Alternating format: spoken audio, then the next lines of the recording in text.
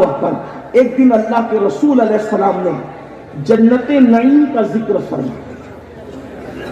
8 جنتیں. جنتیں کتنی ہیں؟ 8.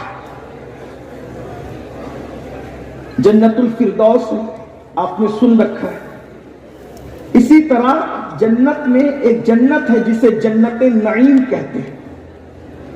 جنت نعیم. اور جب اللہ کے رسول صلی اللہ علیہ وآلہ وسلم نے جنت نعیم کا ذکر کیا، اس لیے کہ حضور تو وہ جنت دیکھ چکے تھے. جب بن دیکھے مولوی صاحب جنت نعیم کا ذکر کریں تو انسان کا دل چاہے کہ مجھے یہ جنت ابھی مل جائے.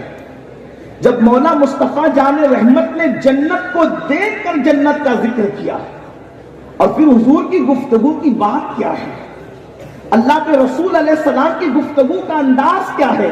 میرے امام کہتے ہیں میں نثار تیرے کلام پر ملی یوں تو کس کو زبان نہیں، وہ سخن ہے جس میں سخن نہ ہو، وہ بیاں ہے جس کا بیاں نہیں. فصحا عرب کے بڑے بڑے تیرے آگے یوں ہے دبے نچے، کوئی جانے منہ میں زبان نہیں بلکہ جسم میں جان نہیں. اللہ کے رسول علیہ السلام کی گفتگو بے مثال گفتگو. اللہ کے رسول علیہ السلام نے جب جنت نعیم کا ذکر کیا، اس جنت نعیم میں حوریں کیسی ہوگی، جنت نعیم کے اندر نعمتیں کیسی ہوگی، جنت نعیم کے اندر نہریں کیسی ہوگی، جنت نعیم کے اندر محلات کیسے ہوں گے، جنت نعیم کے اندر بستر کیسے ہوں گے، جنت نعیم کے اندر غذائیں کیسی ہوگی. اس سے پہلے کہ میں اب گفتگو کو آگے بڑھاؤں، ایک بات آپ سے کہہ دوں. آج لوگ جو ہے، لوگ اسکول کے کچھ پڑھے لکھے لڑکے یہ کہتے ہیں یہ سب جنت ونت جو ہے یہ صرف مولوی لوگ ہمیں سناتے رہتے ہیں اور پھر بتاتے کہ وہاں حوریں ہوں گی، اور حوروں کے چکر میں ہمیں جو ہے وہ معاذ اللہ مس گائیڈ کیا جاتا ہے.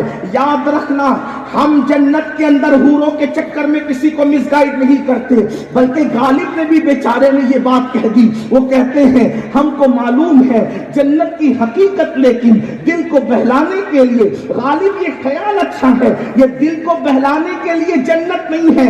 اور ایک بات میں یہاں عرض کر دوں، چونکہ یہ درسگاہ ہے اور درسگاہ کے ساتھ اس درسگاہ پر خانقاہ کا بھی رنگ ہے، تو یہ بتانا چاہتا ہوں ہم جنت کو حوروں کی وجہ سے پسند نہیں کرتے، ہم جنت کو حوروں کی وجہ سے پیار نہیں کرتے. جنت سے صرف اس لیے پیار ہے کہ انشاءاللہ جب جنت میں جائیں گے تو دیدار مصطفیٰ بھی کریں گے، دیدار خدا بھی کریں گے. یہ جو باتیں کہی جا رہی ہے کہ مسلم جوانوں کو مس گائیڈ کیا جاتا ہے حوروں کے نام پر، ارے حور کیا ہے؟ حوروں کی اہمیت اپنی جگہ ہے، لیکن یہ بھی بتایا گیا کہ جب مسلمانوں کی بیویاں جنت میں جائے گی تو حوروں سے زیادہ اللہ مسلمانوں کی بیویوں کو حسن عطا فرما دے گا. یہ کوئی انسان کا اپنا تخیل اور تصور نہیں ہے، لیکن یہ بھی یاد رکھیں جب جنت نعیم کا ذکر مالک جنت مصطفیٰ جان رحمت نے بیان کیا تو صحابہ کو جنت نعیم کا شوق ہوا، اور صحابہ نے عرض کی یا رسول اللہ جنت نعیم ملے گی کسے؟ اتنی یہ خوبصورت جنت ہے، وہ ملے گی کسے؟ آقا نے کتنی آسان بات کہہ دی جنت نعیم کے حصول کے لیے. وہ تو نہایت سستا سودا بیچ رہے ہیں، جنت کا ہم مفلس کیا مول چکائیں، اپنا ہاتھ ہی خالی ہے. صحابہ نے کہا یا رسول اللہ یہ حسین و خوبصورت جنت نعیم کس کو ملے گی؟ آقا نے ارشاد فرمایا کوئی خوبصورت عورت کسی مرد کے سامنے آ جائے اور مرد کی نظر اٹھ جائے، اور کوئی مرد اس تصور کے ساتھ کہ اللہ مجھے دیکھ رہا ہے اس عورت سے اپنی نظر کو پھیر لے گا، اللہ اس کو بے حساب جنت نعیم میں داخل فرما دے گا.